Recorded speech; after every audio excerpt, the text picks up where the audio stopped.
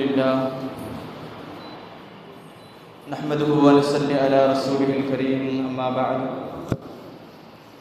فقد قال الله تبارك وتعالى في القرآن الكريم فأعوذ بالله من الشيطان الرجيم بسم الله الرحمن الرحيم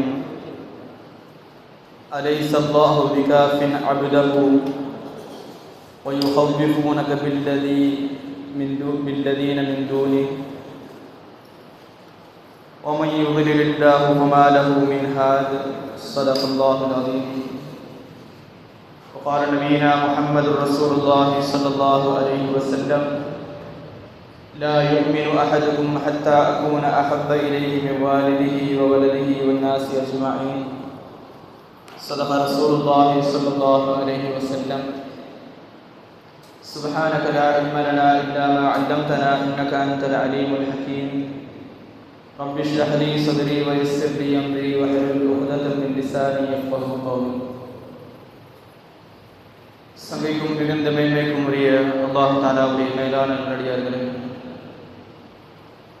அல்லாஹ்வுடைய மாபெரும் கிருபையினால் 19வது நாள் தராவீஹுடைய தொழுகையை நிறைவேற்றியவர்களாக நாம் அமர்ந்திருக்கிறோம். அல்லாஹ் தஆலா நம்முடைய தொழுகைகளையும் நோன்புகளையும் இன்னும் பிற இபாதத்துகள் அனைத்தையும் அல்லாஹ் தஆலா கபூல் செய்தருள்வானாக. அதில் இருக்கக்கூடிய குறைகளை நிவர்த்தி செய்து அதை பரிபூர்ணங்களாக அல்லாஹ் தஆலா ஆக்கி தந்திருவானாக. சங்கைக்குரியவர்களே, இன்றைய தினம் ஓதப்பட்ட வசனங்களில் அல்லாஹ் தஆலா ஒரு இடத்தில் இப்படி சொல்லுகிறார், யுஹவ்விஃபூனக, நபியே உங்களை அவர்கள் பயப்படுத்துகிறார்கள்.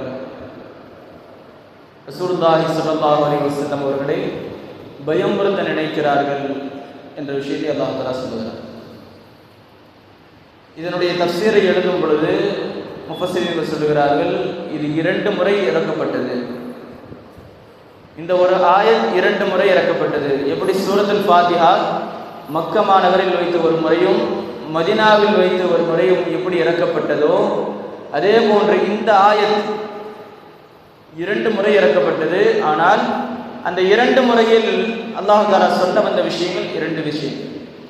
ஒன்று மக்காவில் இருக்கும் பொழுது இறக்கப்பட்ட வசனம் என்று சொல்லும் பொழுது அதில் சொல்கிறாங்க, ரசூலுல்லாஹி ஸல்லல்லாஹு அலைஹி வஸல்லம் அவர்கள் சம்பந்தமாக அது இறங்குச்சு.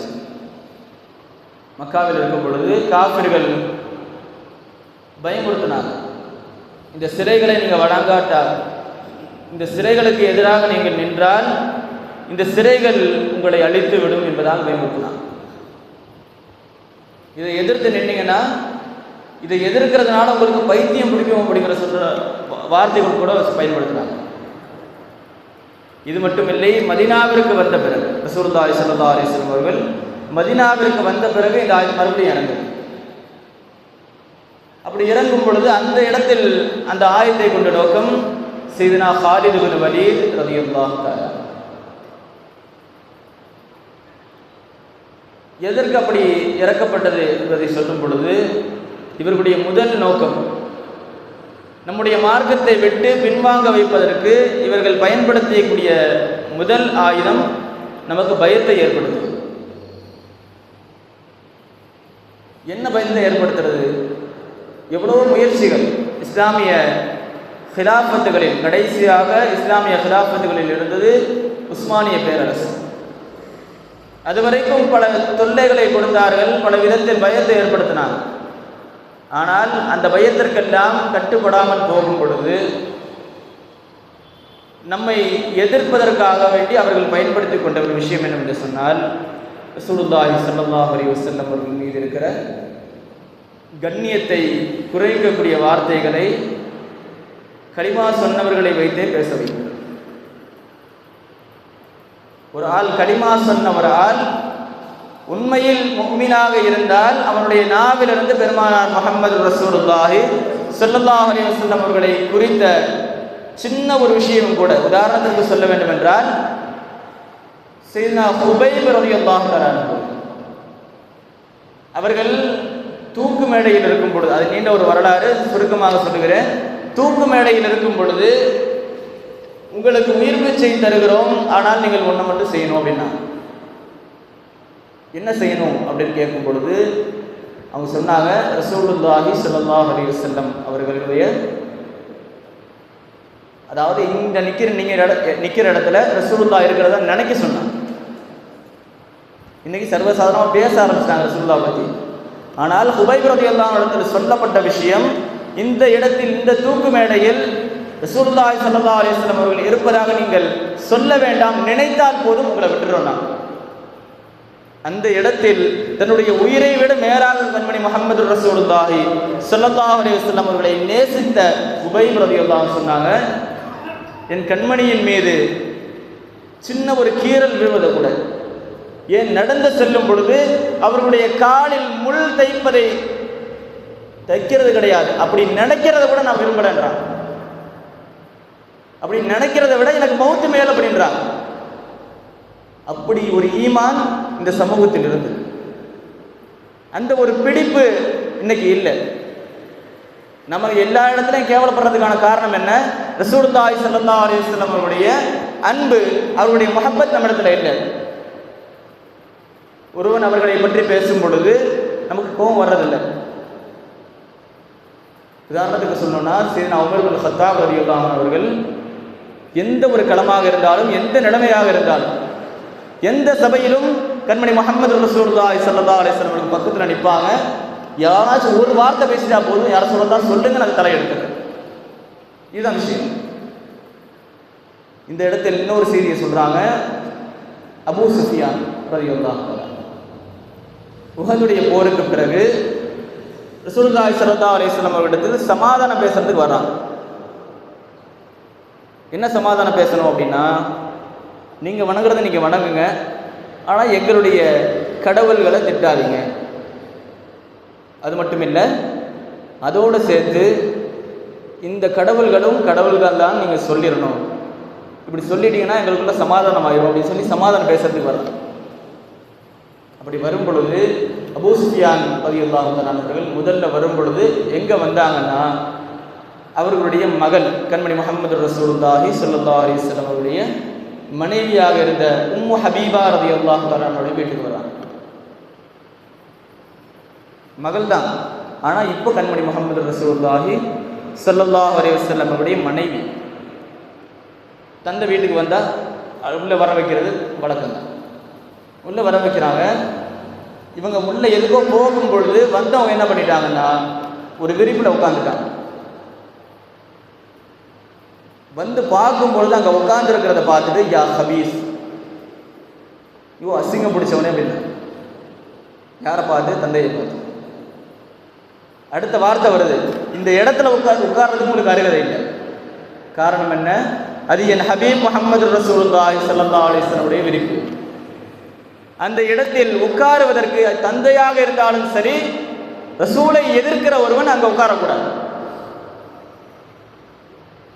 அதற்கு பிறகு ரசூலுல்லாஹி ஸல்லல்லாஹு அலைஹி வஸல்லம் இடத்தில் 3 பேர் சேர்ந்து சமாதானம் பேச வர்றாங்க. பேச வரும் பொழுது பக்கத்தில் உமர் ரலியல்லாஹு அன்ஹு நிற்கிறாங்க. கூட்டிட்டு வந்தது யார் அப்படின்னு சொன்னால், அப்துல்லாஹ் இப்னு உபை இப்னு சலூல், முனாஃபிக்குகளுடைய தலைவர். பேச வரும் பொழுது இவங்க என்ன சொல்கிறாங்க, நான் முன்னாடி சொன்னேன் இல்லையா, எல்லா கடவுள்களும் ஒன்று தான் அப்படிங்கிற மாதிரி ரசூலுல்லாஹ் சொல்லிடணும். சொல்லிட்டா யாருக்கு எந்த பிரச்சனையும் இருக்காது. பிரச்சனை இல்லாமல் ஆக்கணும் அப்படிங்கிறதுக்காக பல விஷயத்தை விட்டு கொடுத்துட்டு போயிட்டு இருக்கிறோம். அப்படி விட்டு கொடுத்துட்டு போகிறது ரசூலுல்லாஹி ஸல்லல்லாஹு அலைஹி வஸல்லம் அவருக்கு விருப்பமா அப்படின்னு சொன்னால் கிடையாது. வந்து சொல்கிறாங்க, இந்த விஷயத்தை சொல்லும் பொழுது ரசூலுல்லாஹி ஸல்லல்லாஹு அலைஹி வஸல்லம் மூஞ்சை திருப்பிட்டாங்க. என்னது, எங்கள் கடவுள்களும் கடவுள் தான், அல்லாஹ்வும் கடவுள் தான், இதை சொல்லுங்க அப்படின்னு சொல்லும் பொழுது ரசூலுல்லாஹி ஸல்லல்லாஹு அலைஹி வஸல்லம் மூஞ்சை திருப்பிட்டாங்க. அப்படி திருப்பும் பொழுது உமர் ரலியல்லாஹு அன்ஹு அவர்கள் சொன்ன வார்த்தை, யா ரசூலுல்லாஹ், இப்பொழுது நீங்கள் அனுமதி கொடுத்தால் வந்த 3 பேரையும் முடிச்சிருந்தேன்.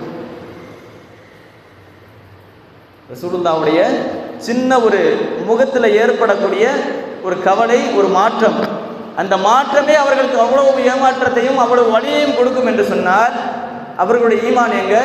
இன்னைக்கு பேசுகிற, அதாவது ரசூலுல்லாஹி ஸல்லல்லாஹு அலைஹி வஸல்லம் அவர்களை குறித்து அவர்களுடைய தகுதியை குறித்து பேசுகிற இந்த ஹபீஸுகளுடைய ஈமான் எங்க?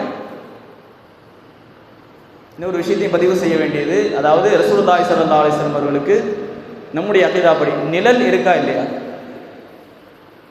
ரசூலுல்லாஹி ஸல்லல்லாஹு அலைஹி வஸல்லம் அவர்களுக்கு நிழல் இருக்கா இல்லையா? இல்லை. இது நம்ம சொல்ற வார்த்தை கிடையாது. ஹதீஸுகளில் இந்த ரிவாயத்தை யார் செய்கிறாங்கன்னு சொன்னால் உமர் இப்னுல் கத்தாப் ரலியல்லாஹு சொல்கிறாங்க, நான் ரசூலோடு நடந்திருக்கிறேன், சூரியன் அவர்கள் மேல் பட்டாலும் அவர்களுடைய நிழல் கீழே விழுகாது. ஆனால் இந்த விஷயத்தை இப்பொழுது பேசுகிற ஒரு ஆள் என்ன சொன்னால், எல்லா மனிதர்களுக்கும் நிழல் இருக்கிறது, ரசூலுல்லாஹ்வுக்கு நிழல் இருக்கிறது. ரசூலுல்லாஹ்விற்கு என்று அல்லாஹ் தஆலா கொடுத்திருக்கிற தகுதிகளில் கையை வைக்கிற ஆட்கள். இப்படி ஒவ்வொன்றையும் நாம் எடுத்துக்கொண்டு போனால் ரசூலுல்லாஹி ஸல்லல்லாஹு அலைஹி வஸல்லம் அவர்களை அல்லாஹ் தஆலா எப்படி கண்ணியப்படுத்தியிருக்கிறானோ அந்த விஷயங்களில் தடையிடக்கூடியவர்களை பார்க்கிறோம். அப்படி பார்த்தும் கூட அவனும் முஸ்லீம்பா, நம்மளும் முஸ்லீம்பா, இந்த ஈமான் நமக்கு தேவையில்லை. ரசூலோடு இருக்கிற கண்ணியத்தை யார் பேணவில்லையோ, யாரிடத்தில் அந்த அதபு இல்லையோ அவனுக்கு ஈமானே இல்லை. அந்த அதபோடு வாழக்கூடிய, அந்த முஹப்பத்தோடு வாழக்கூடிய நசீபை அல்லாஹ் தஆலா நம் அனைவருக்கும் தந்திடுவானாக. நம்முடைய உள்ளங்களில் கண்மணி முஹம்மது ரசூலுல்லாஹி ஸல்லல்லாஹு அலைஹி வஸல்லம் அவர்களை அளவு கடந்து நேசிக்கக்கூடிய தௌஃபீக்கை தந்திடுவானாக. அவர்களுடைய கண்ணியத்திற்கு குறைவாக அது யார் வந்தாலும் சரி அதை எதிர்த்து நிற்கக்கூடிய துணிச்சலை அல்லாஹ் தஆலா நமக்கு தந்திடுவானாக. எந்த விதத்திலும் ரசூலுல்லாஹி ஸல்லல்லாஹு அலைஹி வஸல்லம் அவருடைய கண்ணியத்துடைய விஷயத்தில் விட்டு கொடுக்காமல் இருக்கக்கூடிய நசீபை அல்லாஹ் தஆலா நமக்கு தந்திடுவானாக. அந்த ரசூலுல்லாஹி ஸல்லல்லாஹு அலைஹி வஸல்லம் அவருடைய முஹப்பத்தை கொண்டு நம்மையும் நம்மை சார்ந்தவர்களையும் நம்முடைய குடும்பத்தார்களையும் சொர்க்கத்தில் உயர்ந்த சொர்க்கமான ஜன்னத்துல் ஃபிர்தௌஸில் அல்லாஹ் தஆலா நம் அனைவரையும் சேர்த்திடுவானாக என்ற நல்ல துஆவுடன் நிறைவு செய்கிறேன். வாஹிரு தஅவானா அல்ஹம்துலில்லாஹி ரப்பில் ஆலமீன். சுப்ஹான